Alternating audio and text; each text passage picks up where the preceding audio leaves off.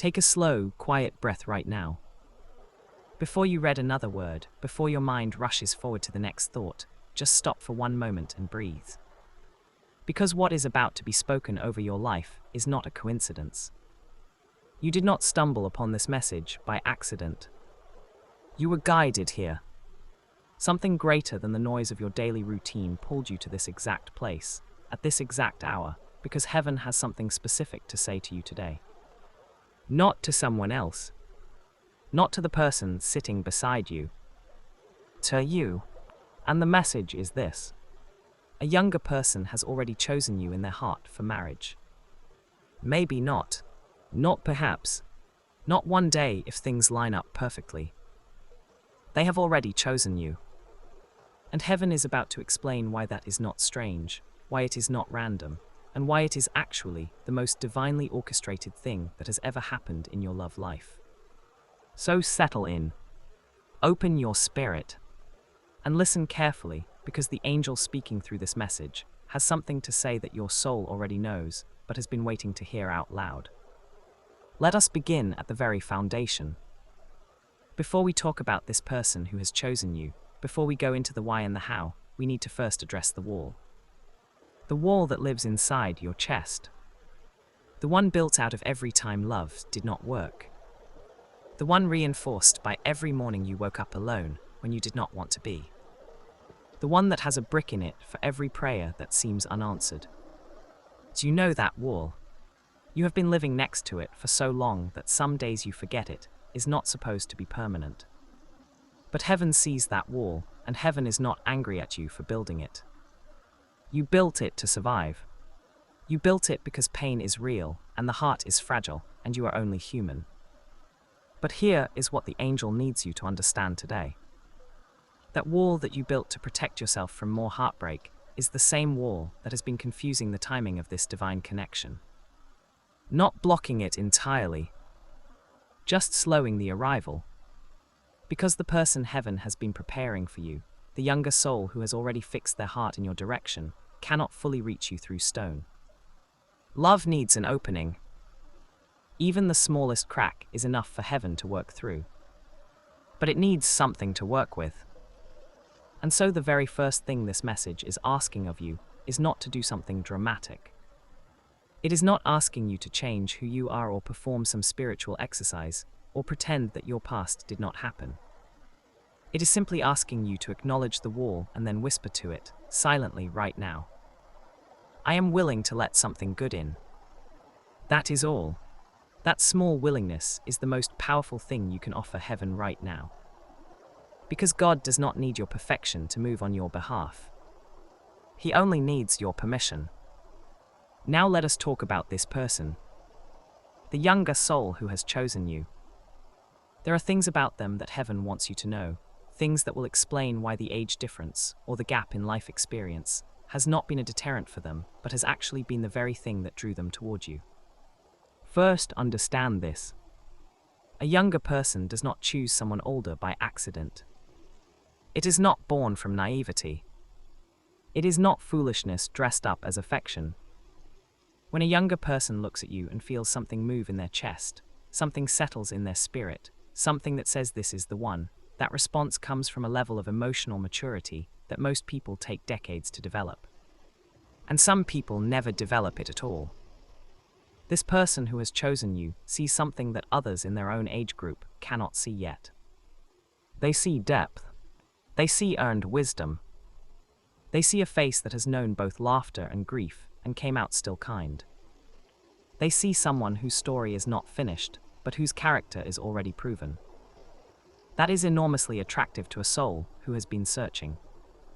Not for someone perfect, not for someone untouched by life, but for someone real.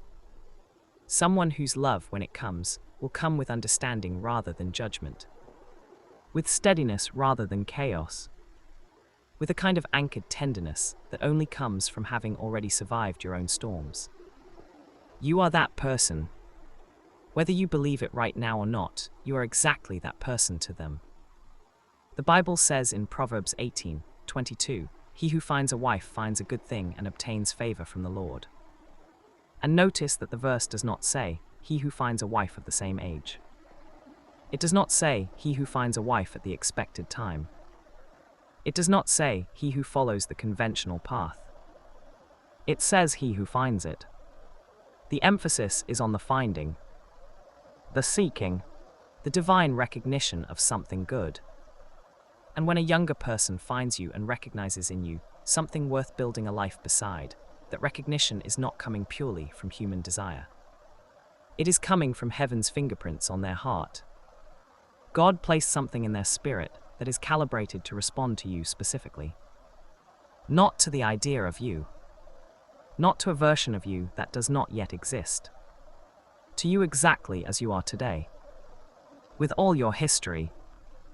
With all your complexity. With all the things you think make you less lovable, and all the things you have not yet recognized make you more. Let us go deeper now. Because there is a reason this connection is taking the shape it is taking, and understanding that reason will change how you carry yourself going forward. Heaven does not build every love story the same way. Some connections are simple, easy, almost effortless from the first day. They find each other young, they grow up together, they stumble through life side by side, and while there is beauty in that, it is a particular kind of beauty. Your story is being written differently. Your love story is being written with the kind of ink that does not fade. It is being written by a hand that has taken its time, carefully, deliberately, because what is being built in you and for you is not fragile. It is not the kind of relationship that collapses the first time life applies pressure. It is the kind that bends but never breaks. And a younger person who has been shaped by their own unique pain, their own searching, their own feeling of not quite fitting in their own generation, they have been prepared specifically for this kind of love story. They have been prepared for you. You need to hear that again. They have been prepared for you. Not for the memory of a younger version of you. Not for a fantasy about who you might have been. For the living, breathing, present-day you who woke up this morning, carrying your life's full weight, and still found a reason to keep going. That person, the real one, is the one they have already chosen. Now the angel needs to speak directly to something that may be rising in you right now. A fear, a whisper of doubt, the voice that says, "But what would people say? What would my families think? What would my friends make of this? How would I explain it?" And to that voice, the angel says plainly and without hesitation, "Other people's comfort with your love story is not the goal. Your joy is the goal. Your peace is the goal. The fulfillment of what God actually designed for your life is the goal. When you stand before heaven at the end of your days, you will not be asked to explain whether your love fit inside the boundaries that society drew. You will be met by the echo of every moment you chose courage over fear. Every moment you let yourself be loved instead of hiding. Every moment you said yes to something real when everything around you was saying be careful, be cautious, be conventional. The people who love you will eventually see what heaven already sees. And the ones who cannot make peace with your happiness were never truly invested in your happiness to begin with. That is a hard thing to say, but it is an honest thing. And this message will not trade your clarity for comfort. Let us talk about how this person is showing up in your life right now. Because some of you watching this already know who this is. The name is already forming in your mind. The face is already rising behind your eyes. And there is a warmth in your chest that you keep trying to rationalize away or explain with logic or dismiss with practicality. Stop doing that. That warmth is information. That warmth is your spirit recognizing what your mind has not yet given itself permission to believe. The angel is telling you directly, that person you keep thinking about, the one you keep trying not to think about, the one whose name comes up in your prayers even when you are trying to pray about something else, that is not a coincidence. That is heaven using your own internal navigation to point you toward the right direction. Pay attention to where your peace goes when they are near. Pay attention to how your body relaxes in their presence, how your words come more easily, how time moves differently, how laughter does not feel forced. Pay attention to how they look at you. Not with curiosity, Not with confusion, with a kind of recognition that is older than either of you. Like something in them knows something in you that has been waiting for this meeting since before you were born. There are other people in your life, perhaps, who seem safer on paper. Same age, similar background, easier to explain at a dinner table. But safe on paper and right in your spirit are two entirely different things. And you have spent enough of your life choosing what looks right over what feels true. This is the season where heaven is asking you to trust something deeper than your own calculations. Because your calculations have kept you safe. And safety is not the same as living. Safe is not the same as seen. Safe is not the same as the kind of love that changes the texture of every ordinary day, because the person beside you makes ordinary extraordinary. You deserve extraordinary. Not because you have earned it through suffering, though you have certainly suffered. Not because you have prayed long enough, though your prayers have not been silent. But because extraordinary love is what heaven made you for. It was in the original design. It was there before the wounds, before the wrong choices, before the long seasons of waiting. Extraordinary love has been written into your story from the very first page. And the younger person who has chosen you, they are the chapter where that love finally becomes visible. The angel wants to speak now to the version of you that is tired. Not physically tired, though perhaps that too. But soul tired. The version of you that has been hopeful for a very long time and has slowly, quietly, been learning to lower your expectations of love because lowering them hurts less than having them dashed. I see you. Heaven sees you. And the message is not a rebuke. It is not a lecture about faith or endurance. It is something simpler and far more tender than that. The message is, you have not been waiting in vain. Every single prayer, every single night you went to sleep alone and still chose to believe that something good was coming. Every single moment you looked at other people's relationships and chose hope over bitterness. That did not disappear into empty air. It was being received. And it was being answered. Not on your timeline, because your timeline, as loving as it is, does not account for everything heaven has been building behind the scenes. Not on the schedule you drew up in your mind, because that schedule did not know what was necessary to prepare this person for you and to prepare you for them. But the answer is already in motion. And this moment, this very message reaching your eyes and ears right now, is part of the answer arriving. Let us talk about what this younger person sees in you that you cannot see in yourself. Because this is perhaps the most important part of this entire message. They see your resilience. Not your resilience as an abstract concept, not as something you would list on a resume. They see the actual texture of it. The way you carry hard things without broadcasting them. The way you keep showing up even when showing up is costly. The way you have been broken and rebuilt yourself quietly, without ceremony, without requiring an audience, simply because stopping was not something you were willing to do. They see that. And to a younger soul who is still learning what kind of person they want to spend their life with, that resilience is not ordinary. It is rare. It is magnetic. It is the difference between someone who will panic when life gets difficult and someone who will hold steady. They are not looking for easy things. They have tried easy. It easily left them feeling hollow. They are looking for someone who has weight to them. Someone whose presence means something. Someone who, when the storms come, because the storms always come, will not run and will not collapse but will simply stand. You are that person. You have proven it. Not in grand, dramatic gestures, but in the quiet, unseen days where you kept choosing to live fully, even when living fully was hard. They see that. They have already chosen it. Now the angel needs to address something that has been sitting in the corner of your heart like a shadow. The question you have been afraid to ask out loud. Do I deserve this? After everything. After the choices that were not my best. After the time I wasted, or the people I hurt, or the ways I fell short of who I wanted to be. Do I actually deserve a love this beautiful? And the answer from heaven is unequivocal. Deserving is not how love works. If love were about deserving, none of us would have access to it, because all of us fall short of deserving. What love works on is grace. Grace is the portion that says your past does not disqualify your future. Grace is the portion that says the story is not over because a chapter was messy. Grace is what heaven operates in when it looks at you, not with your mistakes in the foreground, but with your potential and your journey and your heart's true inclination in view. And this younger person who has chosen you, they have been given a measure of that same grace to see you with. They do not see the edited version of you.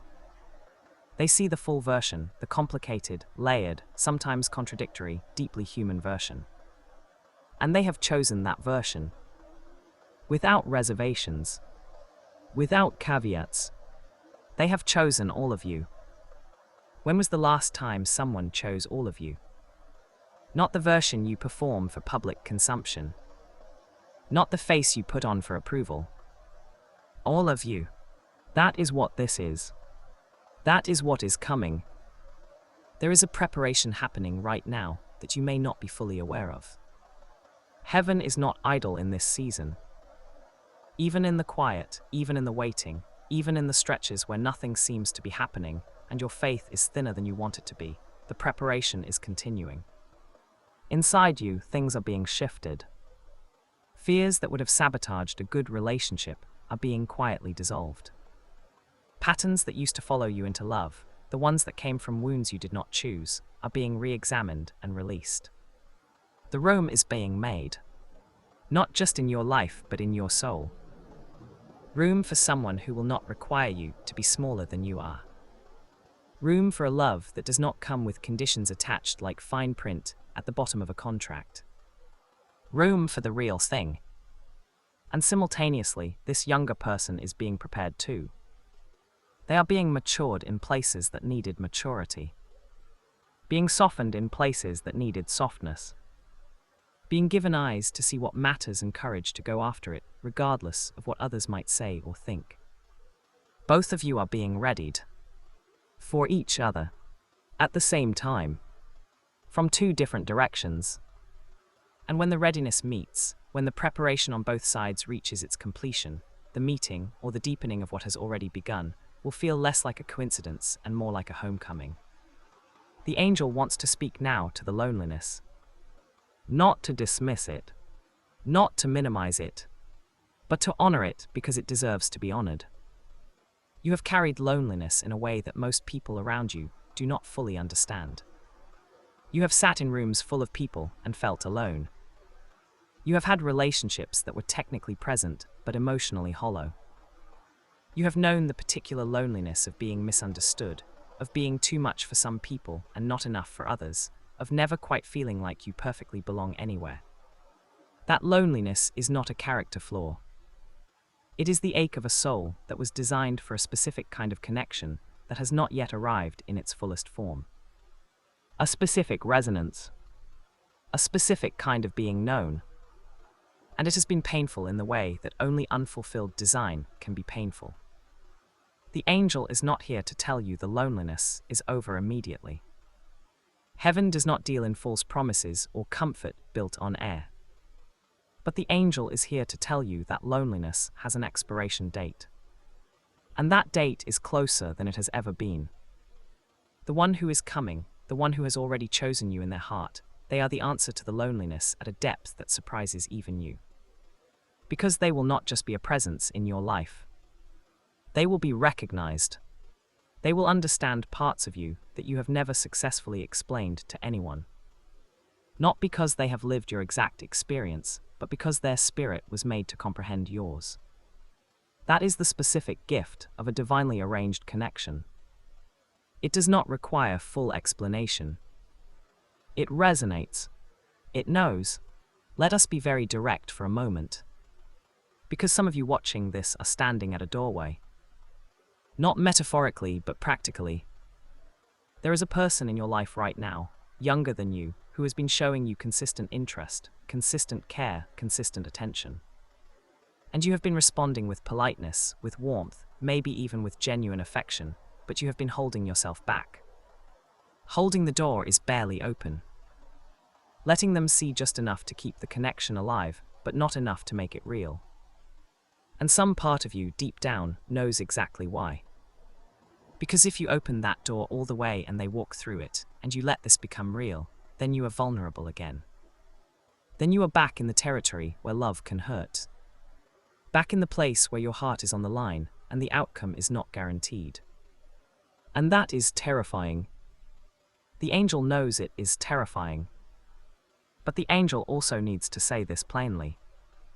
The love you have been praying for requires exactly this kind of courage. It requires opening the door. It requires letting the person who has already chosen you feel that they are chosen by you in return. Not recklessly, not without discernment, but with the intentional courage of someone who has decided that the risk of love is worth the reward of love. Because it is. Oh, it is so worth it.